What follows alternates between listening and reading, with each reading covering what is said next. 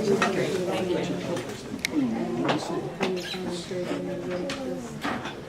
Kruger. Yeah, why not? Leo Brad Boylman, he's great. Have a seat. We're going to start this Well, it's puppy only up. probably been 15, but thank you. It just feels like 100. Well, So how was this? very photogenic. I do a lot of street work. I know. Oh, Ross, I stop. walk the street. So that's what I do. Now, see, that gets us that. But I just need everybody that way, right? You did. Yeah. Well, politics is local. We'll be starting up in just a second, guys. Just give us Yeah, just do it. Brian CCA hats always looking good. All right, well, thank you everybody for coming tonight. Just it's about 7:30. It's time for us to start. This is the 5th Cannabis Cultural Association event here in New York City at these lovely offices.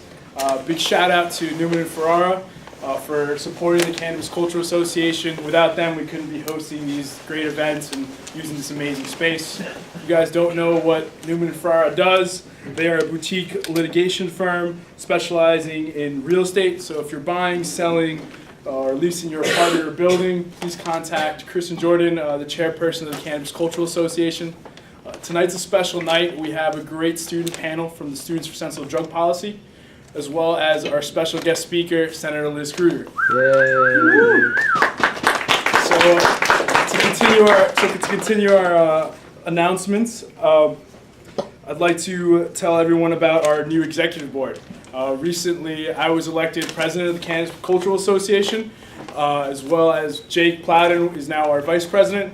Kamani Jefferson is our secretary, and Sonia Espinoza is our treasurer, and as I mentioned before, Kristen Jordan is our chairperson. Next month, the Cannabis Cultural Association will be holding a second event on November 30th. This event, we will be featuring our baby boomers, and they will be telling their stories about how their generation has led to what we're doing now. As you guys all noticed at the front of this event, we had the Empire Normal letter. It's a letter expressing how we want to expand the Compassionate Care Act to allow more ailments. If you haven't signed already, please sign on your way out. And finally, please save the date on December 15th. The Cannabis Cultural Association will be having a little party here at the event to close off the year. And on December 16th, there is going to be a special hemp event called Hemp Basics. This is happening in Hartford, Connecticut. And that's going on December 16th from 6 to 8. Windsor, Connecticut. Windsor, Connecticut. Apologies. What was the date? December 16th. Okay. So without further ado, I'd like to introduce our special guest speaker from District 28, the sponsor and the woman behind the Marijuana Taxation Act for the state of New York, Senator Liz Kruger. Thank you so much. So I brought some copies, not of the bill, not of the text of anything, but it's sort of a talking points piece we put out of what my bill actually would do if we got it into law. Yay. And I always welcome input. So just a little like factual reality about Albany. We'll leave the corruption alone for tonight. Every 2 years, we get elected or not elected, and a new session starts. So a new session will start January 2017.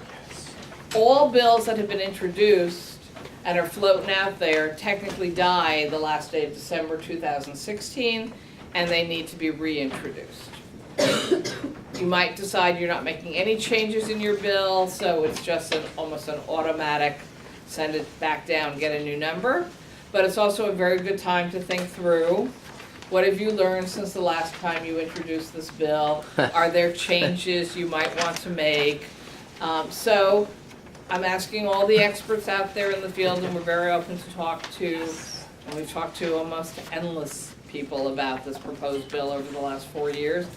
If there are specific things that you see in my bill and you go, you know, we actually think this would be better, or that this would make more sense, or we've watched what happened in other states that have already gone down the tax and regulation road, and we actually think there's something to be thought about from the lessons of other states, just give my office a call, speak to Brad Usher. He's my chief of staff, but also really has written this bill and rewritten and rewritten and rewritten as changes have come about over now 4 years.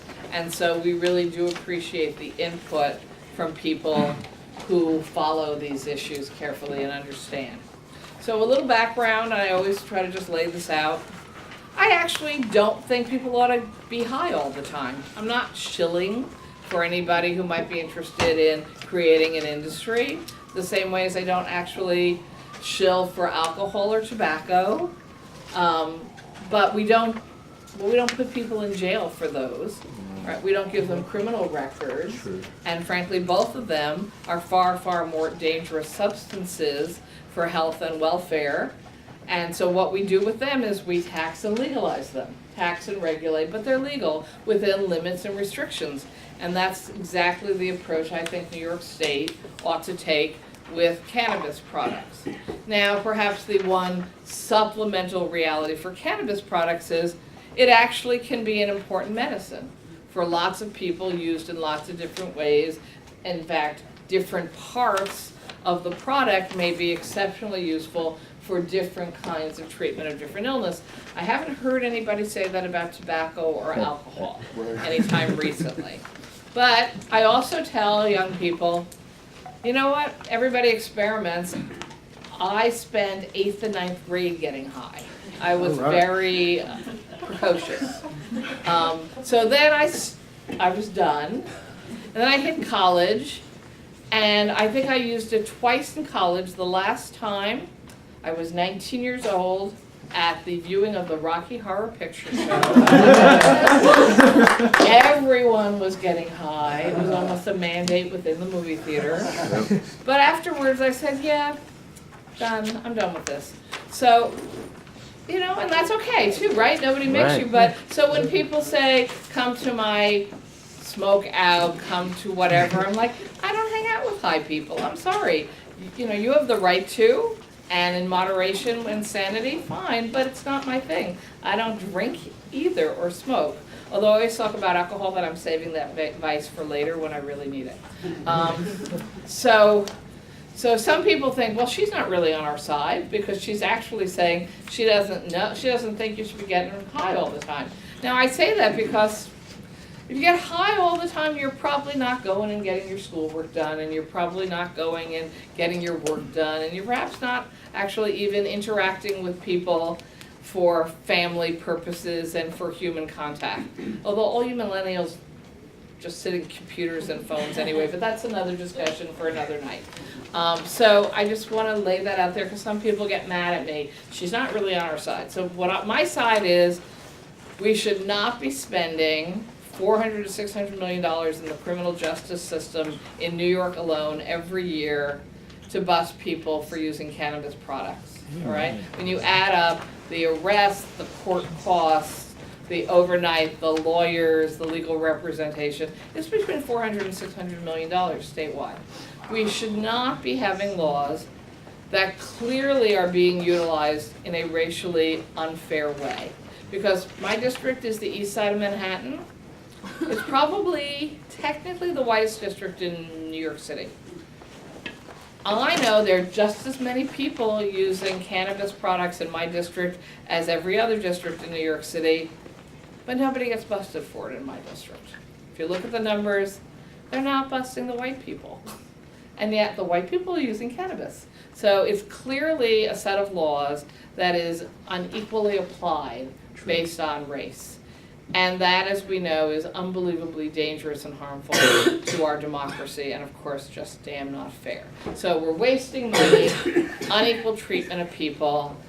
As a Republican district attorney from Texas once told me in his support for legalizing marijuana, he goes, look, we work in a numbers game. About the easiest, lowest hanging fruit you can go after is buy and busts, people using marijuana. So Police go, oh, we can get our numbers up, this is easy. DAs go, we can win this is easy. And his point was, if everybody's doing the lowest hanging fruit on the easy, non-actual victim crimes, they're never out there doing the hard work. They're never going after the folks who are really doing damage to our society, and they're not focusing on protecting us under the criminal justice system. So I was fascinated to get an education from, and he said, look, I'm elected, I'm Republican from one of the most conservative counties in Texas, and I'm telling you, everything's wrong about this model. True. So I was like, thank you, thank you, thank you. And he came up to Albany and he gave his spiel.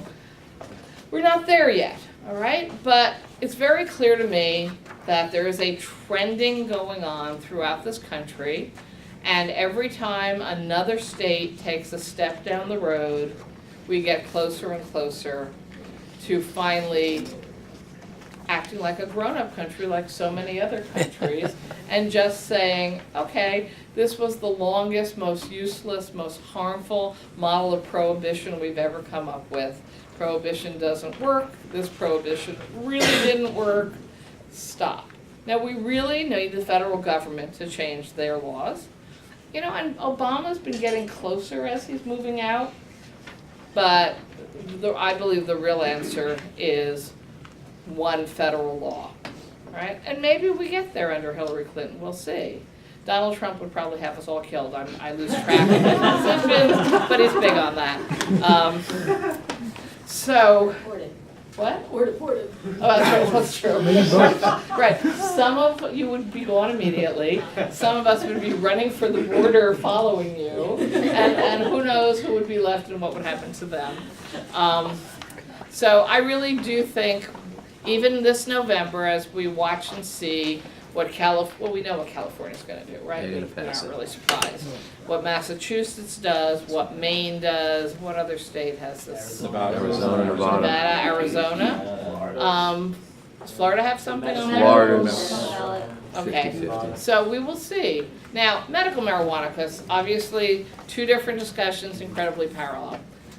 I strongly supported us moving down the medical marijuana road. I knew the law we passed wasn't a law that anybody actually had written or wanted, but it was what people believed was the best we could get at that moment.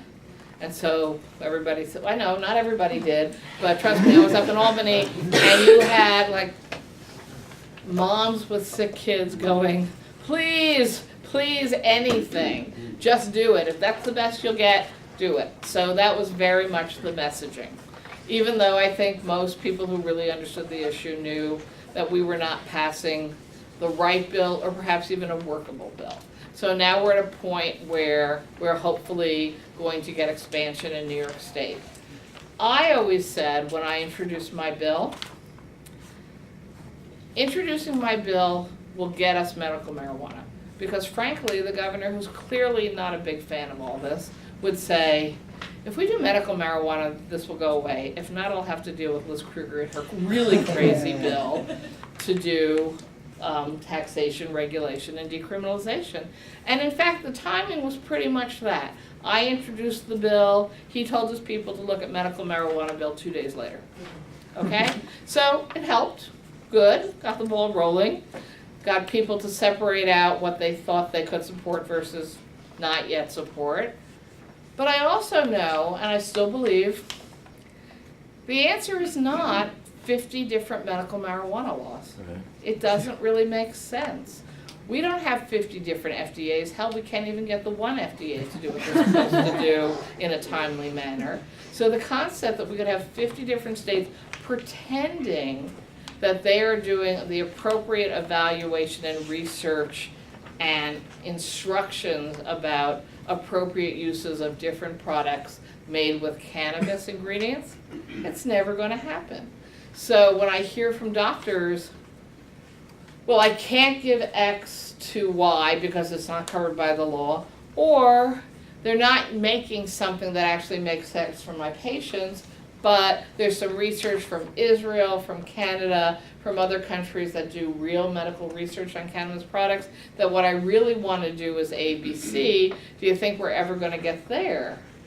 And I say, I don't know, but if we just decriminalized and regulated, somebody would go produce what you want based on the research that's being done in the world, and we wouldn't even have to have the fight over whether which of the 50 states without an FDA said yes or no to which product, which ingredient, which formulation, what amount. I mean, these are not opioids, right? Right. So I really do believe the right answer for medical marijuana is my bill, even though it's not a medical marijuana bill. Just stop like sweating that, decriminalize, tax, regulate, and let researchers have access to the product so they can do real research and give us best practice for medical purposes.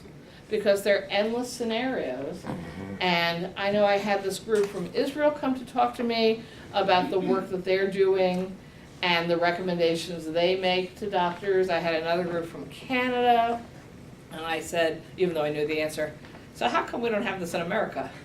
And they're like, well, because you guys define it as, what is it called under the federal law? Schedule 1. Schedule 1, and no one's allowed to get it or do research, and even the few people who are allowed to do any kind of research can only get a certain kind of product, which isn't the right one to be doing research on. So you guys are so far behind what most of the world is doing. You're never going to get the research coming out of the US. So the good news is lots of other countries are doing really good research, and we'll be perfectly happy to give you our information and even sell you the correct products if we're just allowed to.